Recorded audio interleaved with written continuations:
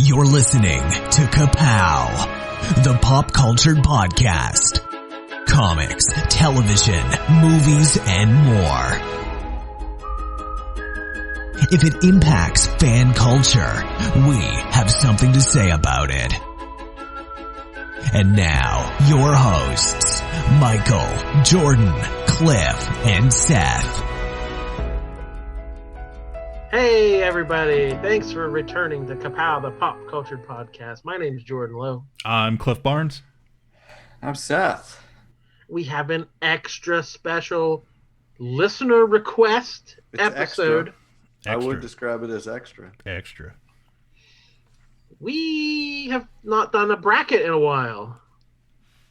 And Mr. Jesse Starcher said, hey, I'd like to hear another bracket. And we put our heads together and we came up with... Because, wait... Well, Cliff came up with. He didn't give us any suggestions, by the way. I want to point out, right. Anybody can just start suggesting doing brackets. Anybody can just say, let's do a bracket. Yeah. But nobody wants to suggest a bracket. Correctamundo. But Cliff stepped in. So Cliff's idea was the Showcase Showdown. We're going to do the greatest game show bracket challenge of all our favorite TV game shows throughout the years. Old TV, bring it. That's the sweet preaching to the spot. choir. Let's talk some freaking letter turners. So it's the holiday season, doop-de-doo, and there's things are going into reruns. So we're gonna look back at some other kind of TV, have some fun. We're on the other side of episode 250, so exactly we've downhill. We've exhausted all options. You're sick of our normal show. We had 250 good ideas. It's time for some bad ideas. So we've got a March Madness style bracket. We are pitting different game shows against each other without much rhyme or reason. There's a few rivals, in-state rivals, like kind of similar shows. There's a little bit of seeding, but it's basically luck of the draw, random.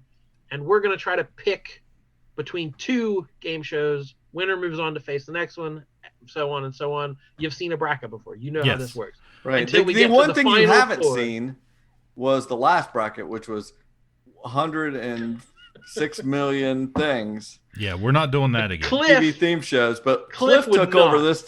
Cliff would not let me have 1,000 game shows. He said, no, I'm doing it. We're only going to have 34. Which that is two play-in. That is 100 and some less than the last bracket we did. Exactly. So how do we we enjoy doing this. We like talking about this nostalgic stuff and pitting in between us.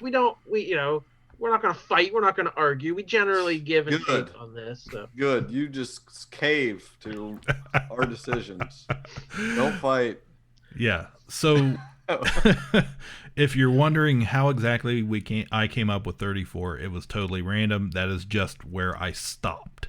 Okay. There were 34 game shows that I was like, yeah, that sounds pretty good. We can debate that. There was 32, and then I said you have to add these two. That's true. 34. That's true. That was the compromise.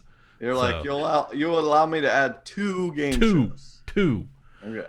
So I had no opinion. You had no opinion. That is correct.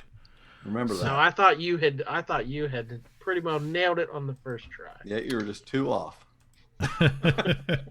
So for this episode, what we're gonna do is we're just gonna do one region of our bracket. I'm gonna for those patrons that can watch the video, I'm going to scroll out a little bit here, share my screen, kind of show you what exactly we are, what we're looking at here, okay? So, just... Okay. Just for reference, there are 4 regions. We have the Trebek region, we have the Sajak region, we have the Barker region, and then we finish it up with the Dawson region, okay? Oh, the sexiest region. Exactly. So the most kissy face region. Indeed. You could have put all the sexy shows into one region for the Dawson region. None of our microphones are long enough, skinny enough. Yes. That's true. Oh, yeah. We need the freaking, Yeah. The wired. Yeah. You still got the cord on it. So anyways, that's what we're dealing with tonight. We have made a decision on last minute that we are going to run through the Barker region here. Yes. Okay.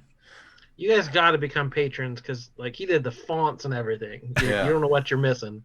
If you're just listening to the audio, you don't know what you're missing. Yeah. So we have a play-in. We're just going to start going in here. We've got a play-in immediately, which is the Joker's Wild. Well. And that is up against Starcade. This is Starcade. That's one of the ones I made you add. Yeah, so we're going to just start off with it. I'll just start us off with Starcade. I have no notes. And all I remember, it was like early 80s. I'd say around 82, 83, 84. The original esports.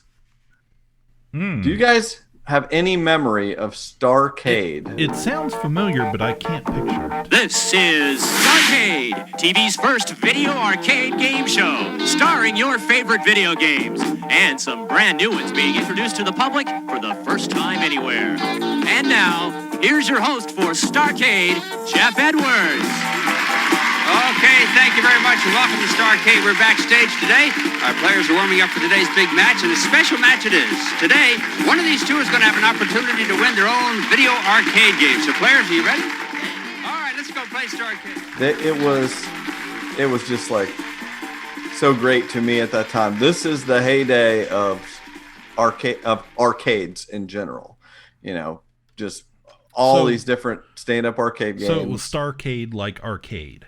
Yes, it was like the stage was just an arcade of video games, just tons of video games, and they would have a lineup of them, and then there would be a couple podiums, you know, where two contestants would stand there and answer video game questions, and then they would choose what video games to play, or it would be chosen for them. It changed different episodes, but it had a revolving cast of hosts. None that it doesn't matter who they were, but basically they played games like Donkey Kong Jr., Donkey Kong, you know, Pac-Man, but there was quite a slate of games at the time during the running of the show. Yes, Cliff's holding up a visual of it. They must have teams that episode. Yeah, at a couple podium, but they answer questions and then it would go over and play video games, and someone would play for like 90 seconds and try to get as high a score as they could on Donkey Kong Jr., and then the next guy would play and try to beat it. That's basically how it went. They would have special episodes where it was just Dragon Slayer, which those were my favorites because I love Dragon Slayer, but they would like focus in on just that one game a couple times. But you can like access a lot of these episodes online if you just Google Starcade episodes. But it's yeah, I loved it. It's one of my favorite game shows of all time because of the nostalgia of remembering how cool it was to be able to sit at home and watch kids and adults play these video games. They were really good at them, and you could see how to do things. It was Twitch before Twitch. Yeah, I mean, it was so ahead of its time. Like that is the hottest thing right now is to watch people play stuff on Twitch. You know, people that really get into playing video games, and I can't believe, you know, that it isn't talked about more. Like it was not on any brackets. When I looked up some of the stuff, nobody mentioned Starcade. I'm like, come on. I totally missed out on this. So it's up against what season did they give Fred Savage the Nintendo Power Glove? Okay, we'll see. First, no, I'm not gonna go into that. I don't know.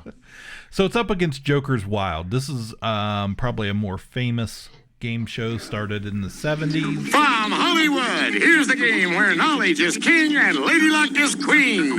It's the Joker's Wild. And now, here's the host of our show, Jack Berry.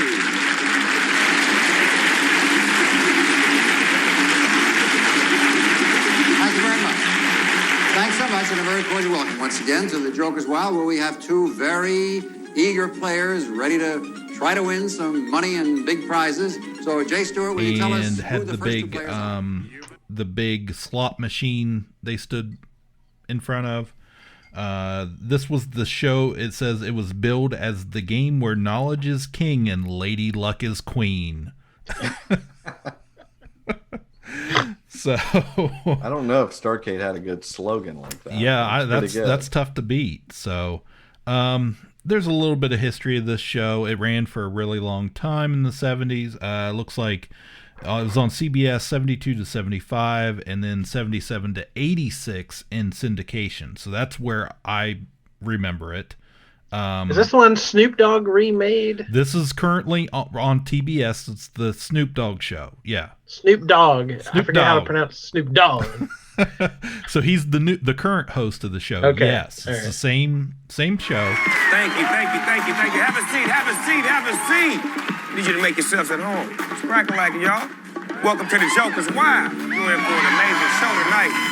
We got 2 players competing for a chance to win $50,000.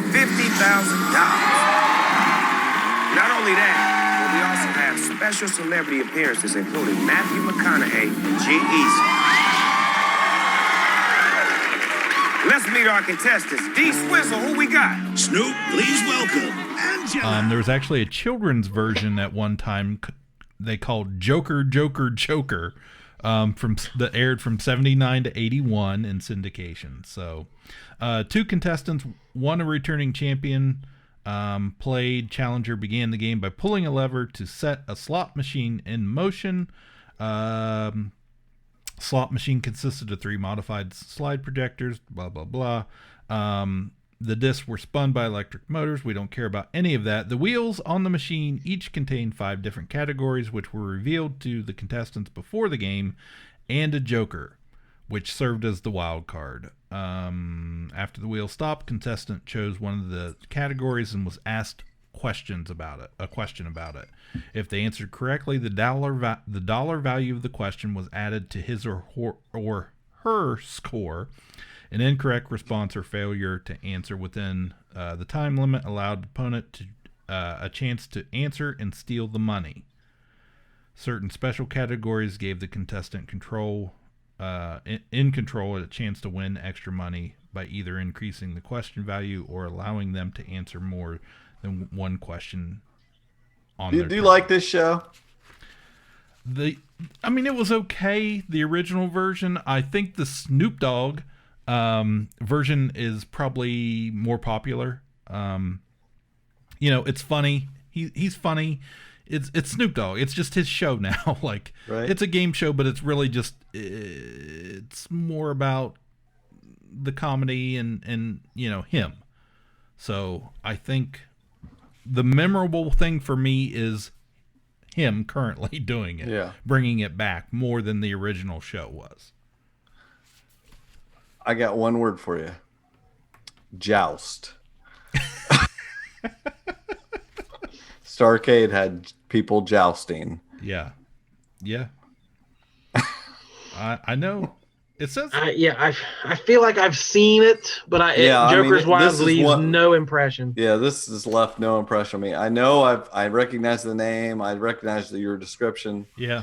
But not one that I would ever stay on the channel for. Possibly the newest version would be entertaining, but I didn't even know that existed. Oh yeah, I think, like I said, that to me is more memorable. It's if I'm flipping through the channels and I see Snoop Dogg in a crazy tuxedo hosting a game show, I'm going to stop for a little bit. So yeah, he doesn't even have to be hosting a game show. No, it really, like I said, it's more about him than the actual the game show aspect. So, and as I'm thinking about this bracket, with our current golden age of game show reboots going on, a lot of these are going to have current iterations like that. Yeah, we're going to run through that quite a bit. So yeah, that's interesting.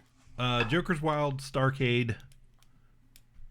Starcade sounds more fun to me. Yeah, I'm definitely a Starcade. Okay.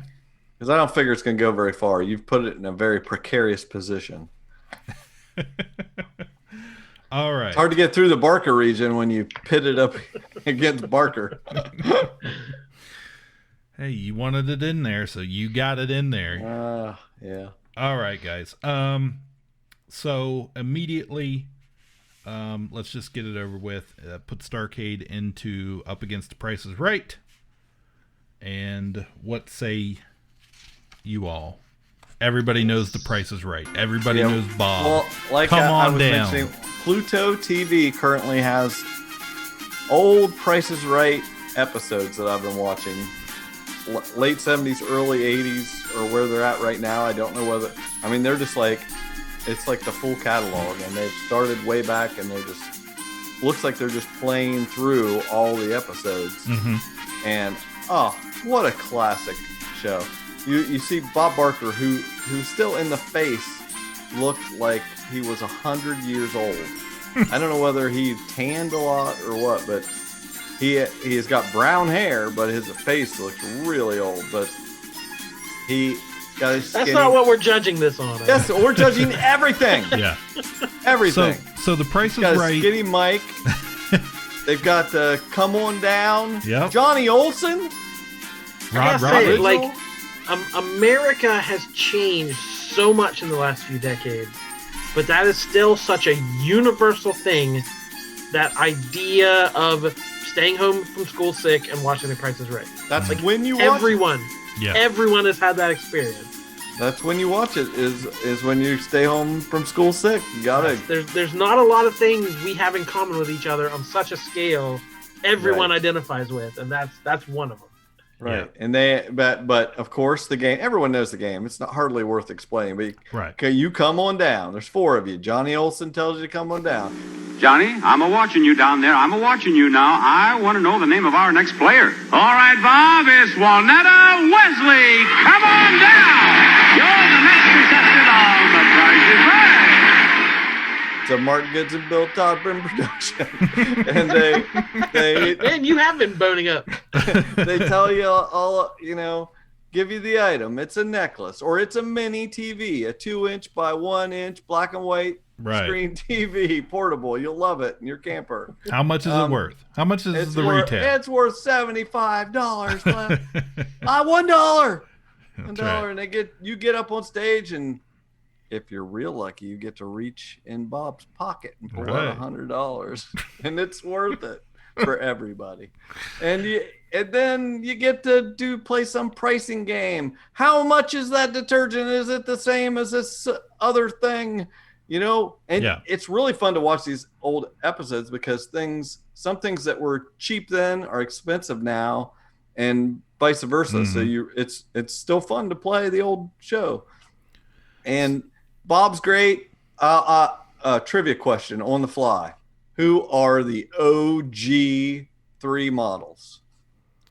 The Barker Beauties? Yes. Barker's. Name the 3. First name's all that's required. Diane. Parkinson. Janice. Yes. I don't know her last name. And the redhead. What's her name? I don't know. Jordan? No idea. Holly. But they would currently they're in the perm stage. Uh-huh. They all have perms. Where I'm at on Pluto, and they still wear like a skirt and jacket, like they would all dress the same. Mm-hmm. But the format has never changed. Not really. The announcer tells the story of what when they're presenting an item, and they kind of mouth like they're talking, but they're not really saying anything, and they show each other the product or they present it. But because it's an hour-long commercial to sell stuff to housewives. Right. Exactly. Right. And it lasts. It's so great. It goes on, and then when you get, you get 3 contestants. They get to spin the wheel. You got to, you got to get closest to $1, which is fun. I thought you were going to go through all the rules. Exactly. That was great. And, is that arrow going to stick? I don't know. Then, okay. And then, is somebody going to get stuck? Is somebody going to get sucked into the wheel? You always wonder. Yeah. Some granny was going to end up under the wheel. Right. Yeah. And then they get them to the Showcase Showdown.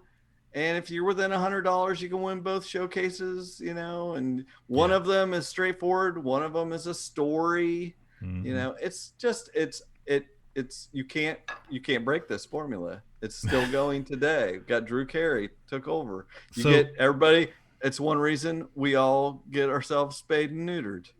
You know, it's a classic. Yeah. Now it's the I've only this may not be correct, politically correct. The only Playboy issue I ever bought was 1991's Diane Parkinson issue. I was like, I am buying this issue. I love Diane Parkinson. I was like, so it's a classic show. So a couple notes real quick. Okay. Premiered September 4th, 1972 on CBS. It actually had an earlier version. It did. Before that, but Bob Barker was the series' longest running host from 72 debut until his retirement in 2007. Drew Carey took over. Announcers beginning with Johnny Olson, followed by Rod Roddy, and then Rich Fields. Then in 2011, George Gray became the announcer. They've used several models. And the only thing I think we really didn't hit on was the scandal stuff with some of the models and all that went down with Bob Barker and sexual harassment and all that. So that's the not so fun stuff. Yeah, they were his beauties. They were all our beauties. Classic game, like you look forward to certain games. You know, they'd put it's like, oh crap, I don't want to see it. Plinko. I love the Plinko. I will say this: when you watch the old episodes, very few good games. Most of them are terrible. It's all about detergent and things like that. Very few of them are and a lot of them were just, here's some numbers. Which order these numbers? Do you take something off the front of the number or the back? You know, is this number higher than that number? So it's a lot of just like putting numbers in order. They're way better today with the Plinko and the car thing. You got to get the front of the car and the back of the car and all that. There's always some sort of new car. Yes. A new car. One of the showcases. Yeah. So I'm the biggest proponent for Starcade, but because of its position, I can't. You can't win against Price is Right. Not in the Barker region. You're in the wrong town. You came to the wrong town, Starcade. The price is wrong, bitch. Well played. Yeah, and I've got to say, we just started, but I can't imagine any other show on this list has as big of a dick move as bidding $1 more than the guy beside you. Like that's the worst thing you can do in all game show history. Right. Is bidding that extra $1. It's horrible. You're a bad human being. So many people have been on there as contestants and went on to be like Aaron Paul as a famous video on there when he was in the Showcase Showdown. Allison Hayslip from G4 was on there. Just like many people have been on. It's been around forever. Nowadays, back then it was all about beauty. Like if they picked you out of the crowd, it was because you were hot. Yeah. And nowadays you're the t-shirt. You've got the loudest t-shirt. They didn't wear the t-shirts back then. Yeah, the name tags on everybody's shirt. Every bit of this yellow, is iconic. Every bit of it. You're totally right. So we better move on. Yeah. Or it's just the Price is Right podcast. We gotta keep going. That's it. Cliff, new idea. Price is Right podcast. There are over 9,000 episodes, so I mean, the content I'm gonna take off work. Yeah, endless. All right, matchup number 2. You ready? Yes. Win, lose, or draw versus Funhouse. Funhouse. Well, first off, let's start with win, lose, or draw. Is this Bert Convey? I can't. I'm again no notes. Yes, Bert. He's got Convey, the perm. He's got the hair. Yes, Bert Convey and Burt Reynolds. Welcome to the quick draw game that everyone can play. It's win, lose, or draw. Come on in and join our host, Bert Convey. This is a sexy show, if I remember. They were like a little loose with their innuendos. Yeah, so this was a game that started out as just something. This is when Burt Reynolds was married to Lonnie Anderson. It's very casual. Yeah, and it was. They made the set look like Burt Reynolds' living room at the time.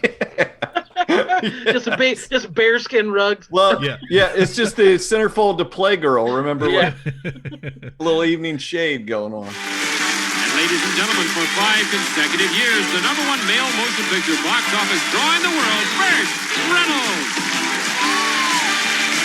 Okay, take it away, Bert Convey. Thank you, Bob. Welcome to Win, Lose, or Draw.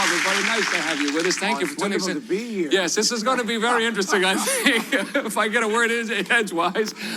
This is a game that a lot of us have been playing for years. Truly, I mean that, because we've been playing it in this setting because our set is modeled after Burt Reynolds' living room. It's pretty close. It is? Very close. I think it's very close. We've tried to be... he has nude waitresses. No. We do the lightning round in his bedroom. He doesn't. You see how it's going to go. I think you'll get the picture. We've tried to duplicate it, of course, and I think we've done a very good job. This is his rug. Huh? I know. I woke up on this rug one time. No.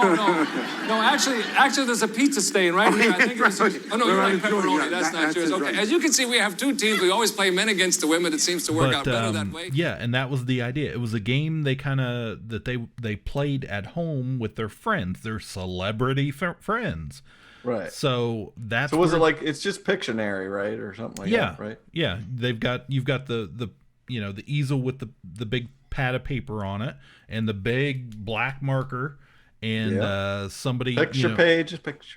Right. You get something. Wait, that's the wrong guy. That's a little too loose. You're getting into some Cosby.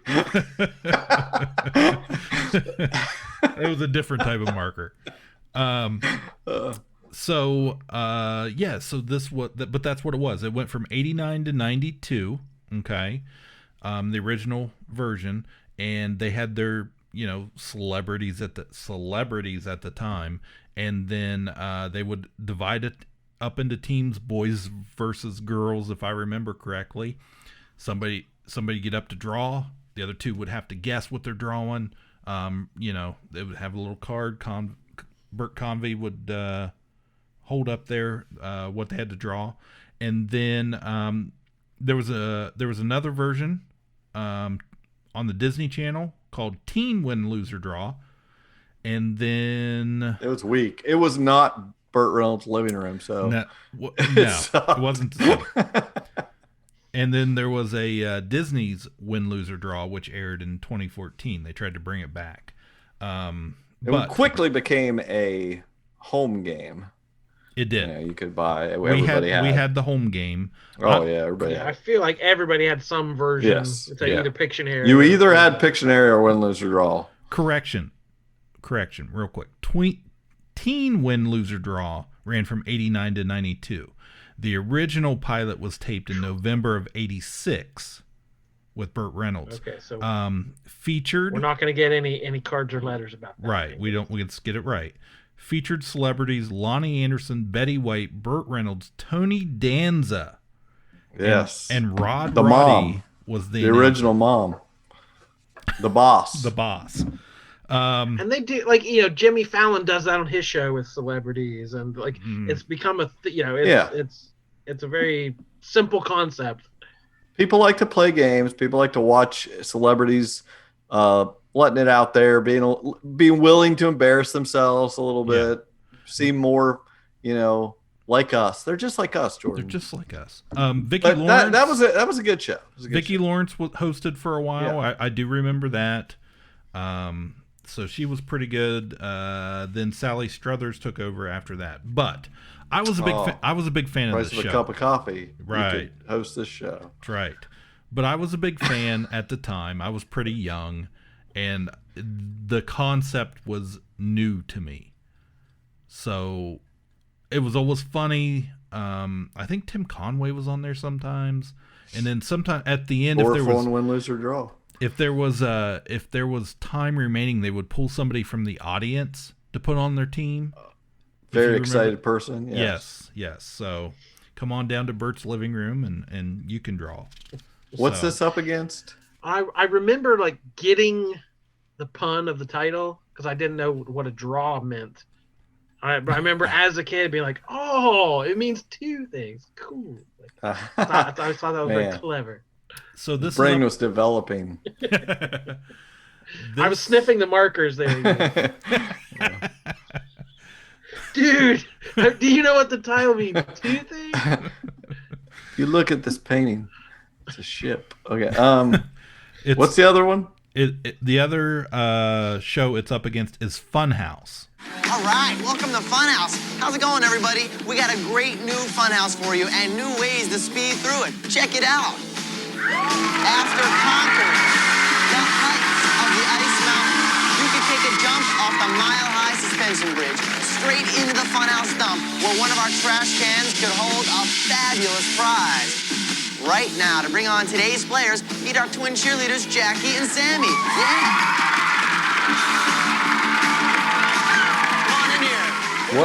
While you were talking, I Googled it, and nothing about this rings a bell. I don't know it by the name. I haven't Googled it yet. Super 80s. Every picture on Google, there's a mullet involved. So is this one word? No memory. Yeah, I believe so. Yeah. This is what you get. Well, I can tell.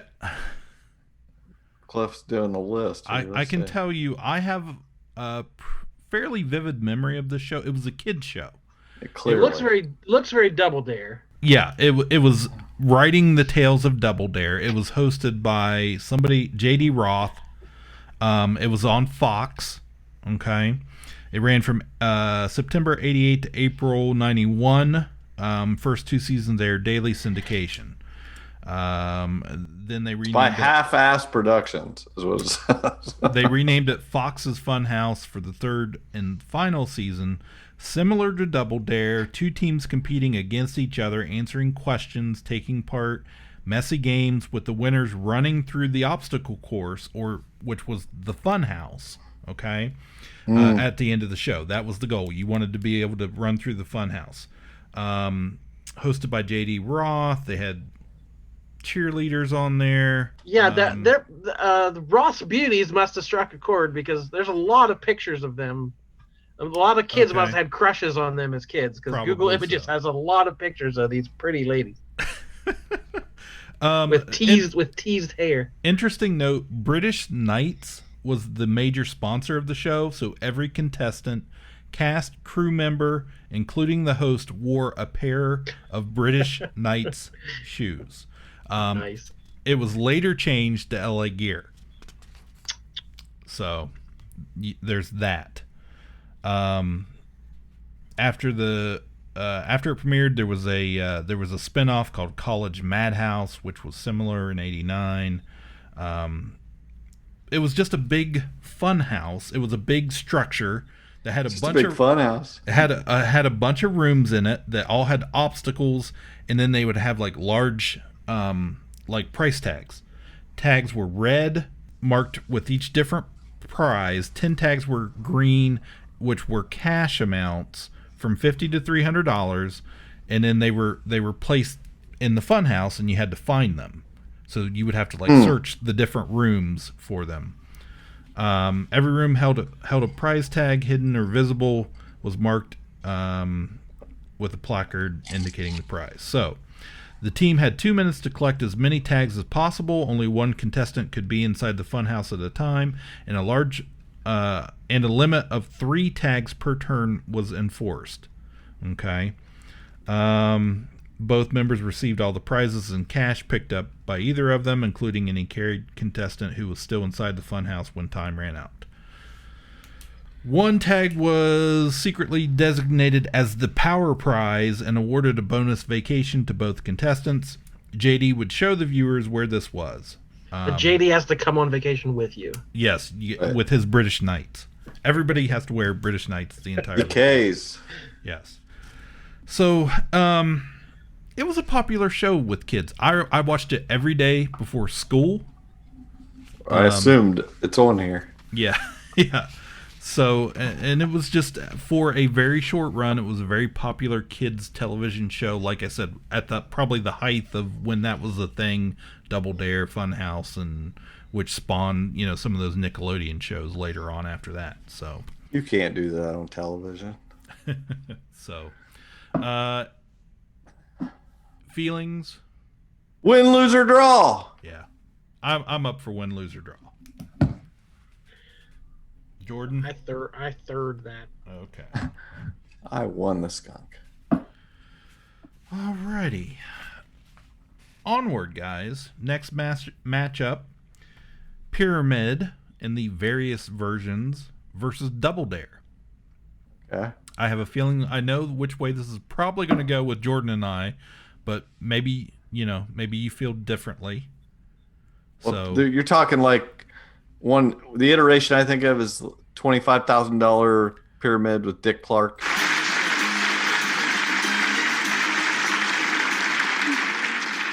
I have a feeling this is going to be a good run. He's got himself all hyped up. He's running through every clue he ever heard of. Earl, none of those are going to come up in this game. Oh, I know. You're going for $31,100. The best thing I can do is give you a little quiet. So, folks in the audience, please don't say anything to one another. We give them a second to catch their breaths. All right. For $25,000, here is your first subject. Go. Pickles. Things that are sour. Yes. Because it's your birthday. Why you have a party? Why you have a surprise party? Why you celebrate? Because it's your birthday. Because it's your anniversary. Why you get presents or gifts? Yes. Sandpaper. Things that are rough, scratchy, right. There was. It actually started as the $10,000 pyramid. Well, yeah. In like the early 70s, and then up their game. Yeah, as the show went on, $25,000. It was a $50,000 in 81, and then $100,000 in 85 to 88. Jeez. So, Bill Cullen. But it's was it like Password? Is it kind of like Password? Kind of, yeah. You're just basically trying to get somebody else. Things that are like Password. Yeah, things are like Password. Yeah. It's one load to draw. Funhouse. Yeah. There's actually there was a current revival of the 100,000 Pyramid that premiered in 2016 on ABC. Michael Strahan was the host, and then that I think it ran through September 2019. I think it's still going. 5th season in 2019, so maybe it's still going. But yeah, it was. It matched a celebrity up with a normal person, right? Yes. Put him in chairs. Normal person, yes. Yeah. A normal contestant. They put him in chairs. One had their back to the pyramid. Yes. And they had to get 7 things. Right. I know it's like you had a possible 7 and words. You'd say apple, banana, pear. You say things that are fruits. Things that are fruity. Yeah, there were 6 categories arranged in a triangle on the pyramid. As a pyramid. As a pyramid. And pyramid shaped. Has won a total of 9 daytime Emmys for Outstanding Game Show, second only to Jeopardy, which is 113, guys. Dick Clark was the most famous host of the show from 73 to 80. Only one I remember. Okay. But then Bill Cullen hosted a nighttime version in the late 70s. John Davidson hosted the $100,000 Pyramid in 91. And Donny Osmond hosted a version simply titled Pyramid from 02 That's when it got a little bit rock and roll. A little bit. So, yeah. Pyramid, and then I remember enjoying that, and I remember being very frustrating too. Of like, even as a kid, you're like, it's obvious. Like, you'd people be sitting like, So yeah, that's a very frustrating show. It was a lot easier when we had the answer sitting in front of us. Yeah, we always had the answer. That's you had to not look. You had to not look and test yourself. So against Double Dare. So. Oh man. Wax poetic about Double Dare. On your mark. Get set, go! These two teams are in the dark trying to catch ping pong balls by clashing their symbols. Whoever catches the ball first will symbolize silliness with $20 and control of the show that never clashes with good taste. Yes, it's Double Dare. Oh, just seconds away. We are still trying. They are getting eggs all over the place, but not quite there. Jordan, I assume this was a show you watched. Yeah, that was Nickelodeon, right? Right, Nickelodeon. Yes, we didn't have cable. Okay. Really early, so I didn't watch it from its probably prime, but yeah, I definitely remember watching it and enjoying it a lot.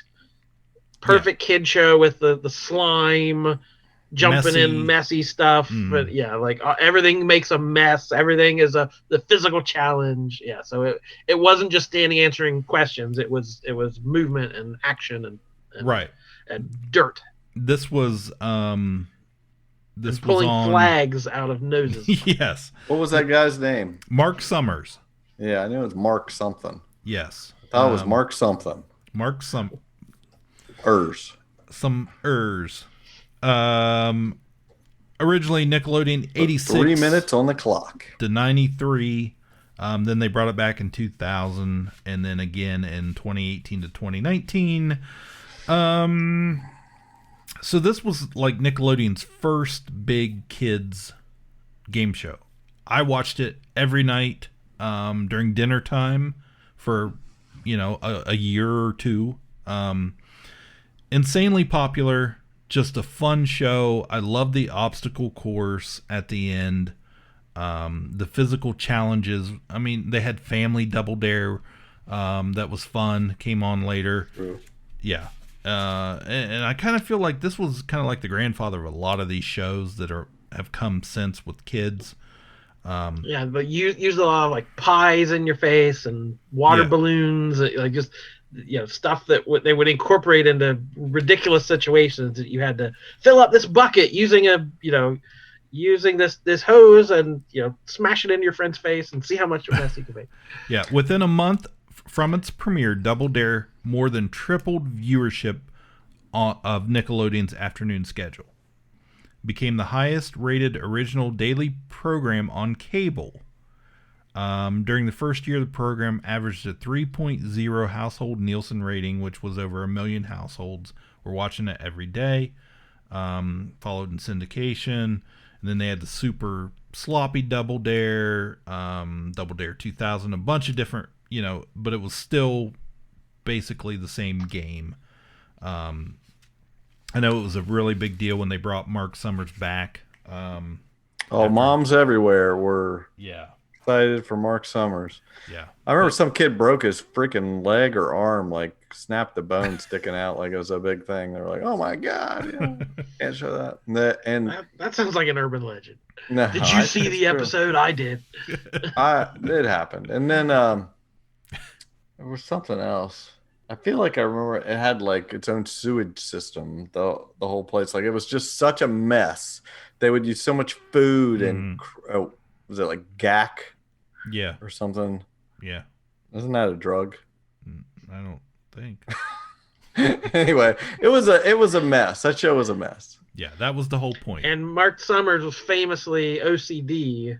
Mm-hmm. Oh, and he was like a Howie Mandel type. Yeah, didn't like messes and things. Wow, he was on the wrong freaking show. Yeah. But I remember the questions, they'd ask you a trivia question, and you could dare the other team to answer it. And then if you couldn't answer, you double dare and like get extra points. So that's where the name came from. Or you could do the physical challenge. Or take the physical challenge. Yeah. I don't know. The floor was like tile. The floor was made to look like you were in a bathroom or whatever. Blue tile. Mm-hmm. If a couple celebrates their paper anniversary, how many years have they been together? It's worth $20. Dare. Now worth $40. Double dare. $80 or a physical challenge. If you celebrate your paper anniversary, how many years you been together? Physical challenge. It's only 1 year, and we have an $80 physical challenge right down over here. Well, let's take a look at it and see what happens. It is worth $80. Last time we did a physical challenge, I said, who wants to get messy? And you sent your partner all the way over there. So I think it's time to get you a little messy. So you stay right over here because we're going to put a cup on your head. And you come right over here. And what are we going to do? Well, we're going to turn this crank. And as we turn this crank, water is going to go up this tube. And what is it going to do? Well, it's going to rain on his parade. You see, he has to stand underneath this area where the water will be coming. And if you can fill it past the line in 30 seconds or less, you get $80 and a big lead. Otherwise, the lead will go over to the other team. Can they do it? We will see right now. On your mark. Get set, go, keep pumping that thing, and here comes the water. That's what very juvenile humor. Said lots of boogers and toilet. You had to reach into toilets, and it was. I remember them running through the freaking the hamster wheel and stuff. Yeah, they would have to dig flag, like you said, pull the flags out of the. Flags. That's what I remember. There's tons of flags. Yeah. So this is pretty high on my nostalgia board here. I didn't watch a lot of Nickelodeon as a kid, but man, this was definitely one that I didn't miss every single night. So at least for a period of time. So I could see this one going pretty far for me. Pyramid was just something that was on.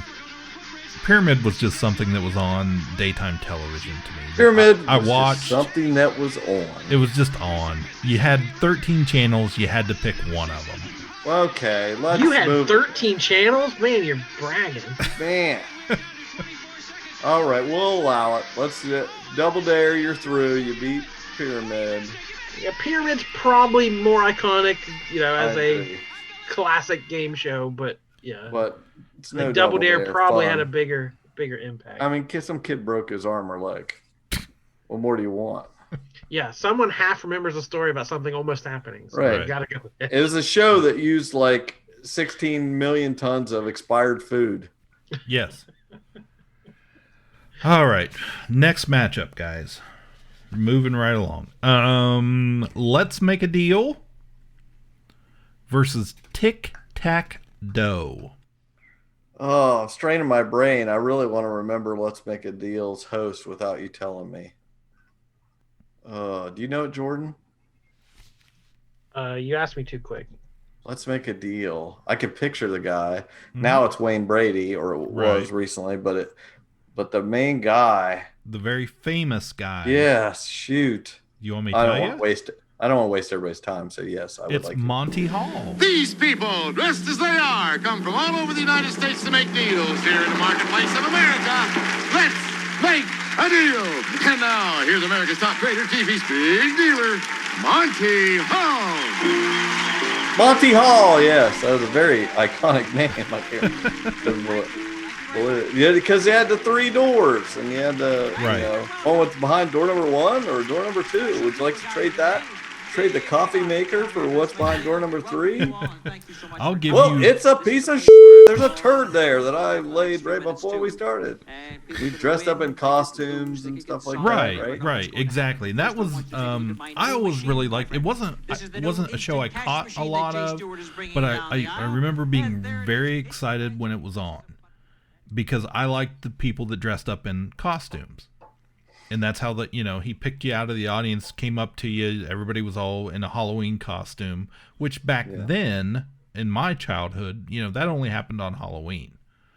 So in your childhood, we didn't have my childhood. We didn't have all these conventions and cosplayers and all that stuff now. So started in '63.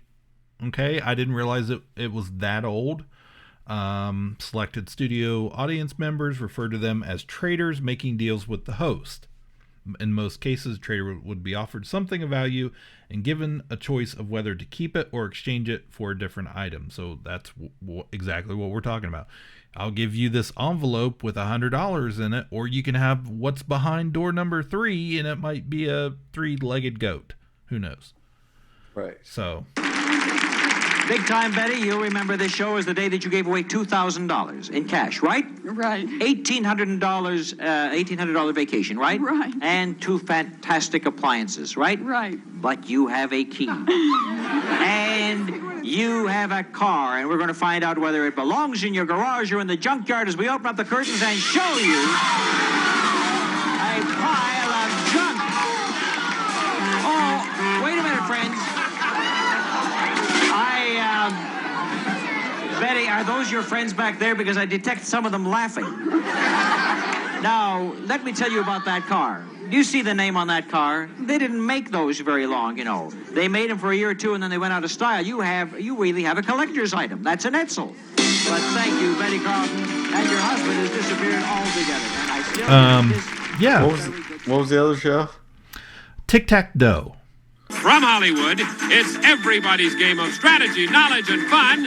It's Tic-Tac-Dough. And now, here's our host,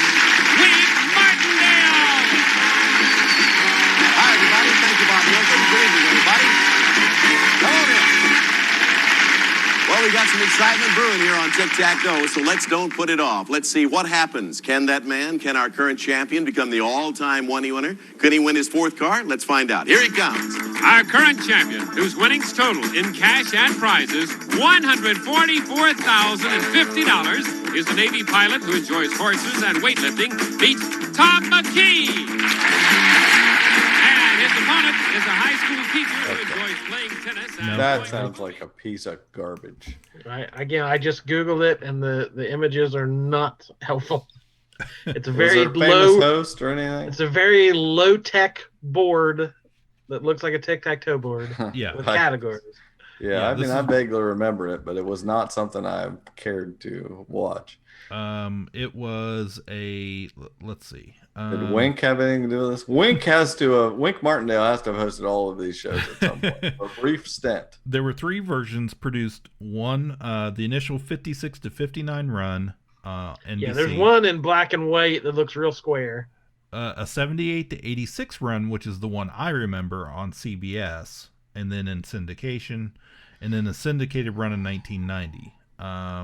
Jack Berry was the original producer, who was the original host, followed by Gene Rayburn, and then Bill Wendell with Jay Jackson and Win Elliott hosting primetime adaptations. Gene Rayburn, he's the real deal. Wink Martindale hosted. He did! Hosted the network and syndicated version beginning in 78, but left the program to host and co-produced Headline Chasers in 85-86. So, always bet on Wink. I knew I pegged Wink for this from a mile away. I knew it. Wink Tacto. It should have been. It might have been a hit. It's all it needed. Just a different. To go all in on Wink. So we're obviously going with. I don't even remember what the other one was. The big thing with this was the first game show that used computerized graphics. Ooh. The 1990 series used a completely computer-generated setup for its game board. So, yeah, kind of a basic game, but it. And then it's the only way to win is not to play, so it went off the air. Yeah, but so win, lose, or let's make a deal goes through. Right. So exactly. So, have we named everybody then? Yep, that is all of the first. That's the first round there. Mm-hmm. So, okay, so going back up to the top, we have the Price is Right versus Win, Lose, or Draw. That's an easy choice. Okay. Then below that we have Double Dare versus Let's Make a Deal. Watching Let's Make a Deal, I remember it being on a lot for a lot of years, a lot of incarnations, but I don't know, it wasn't one that I ever really looked forward to or made time out of my day to watch. Well, yeah, I'm perfectly fine going Double Dare. Okay, I agree. So we're moving quickly now. All right, so that brings us to the end of this bracket. We have Price is Right versus Double Dare. This is Johnny Olson speaking. Cliff, we could do it. We could outnumber him. We could. And upset. We could bust their bracket. We could turn this whole thing over on top of him. He's been watching it on Pluto TV, anticipating riding this one all the way out. You know what's on Pluto TV? Not Double Dare. If Mark Summers marches into the Barker bracket and takes it, wow. That would be something. That would be a ripoff. What an upset. Wow. There's going to be freaking unspayed animals everywhere. Everywhere. They're going to be in every toilet and all the back alleys will just be full. So I saw the Showcase Showdown the other day was a jukebox, a Volkswagen Rabbit, and what was the other thing? I think it was a necklace. It was something real cheap. It was like the worst stuff. It was just like a rabbit. That girl was crazy excited about it too. It doesn't matter what kind of car it is. It's a brand new car, and they go crazy no matter what. So, as much was Drew Carey good? Did anybody watch the Drew Carey era? Was he good? Yes. Yeah, he's good. He's fine. He embraced the fact that this was it for him. Yeah. Pretty much. Yeah, I can't imagine his persona fitting that very well. He is very I guess I thought that he was going to be a little snarky to the contestants, but he's very like welcoming to them. He has embraced it. These are my people now. Yep. And this is what I'm just going to ride this out. I can do this for the rest of my career. Right. Yeah. Till I'm 900 years old. Like cash checks. Right. Yeah. And it's fine. Like, it's never going to be Bob Barker again. I mean, come on. There's not going to be enough controversy. Yeah. I'm not going to get excited about Drew Carey, putting on a That's what I loved. Bob Barker. Green. He would sink that. He had so many golf games, and like he was so annoyed at how bad everyone was with golf. Yeah. So him showing off his golf skills to a bunch of terrible golfers was always and then slipping backstage. Right. Doing who knows what. I like to make Jordan shudder. See, I was leaning away from Devlin there, but if you think nothing was going on in that mess, you're wrong. Mark Summers has never been canceled. Oh, Mark Summers never had to go to court. He never had to settle outside of court. There's no flavor. So yeah, I'm trying to make this dramatic, but yeah, I think it has to be. It's the Price is the Right. Classic Price is Right. I want to thank you very, very much for inviting me into your homes for the last 50 years. I am deeply grateful. And please remember, help control the pet population. Have your pets spayed or neutered. Goodbye, everybody.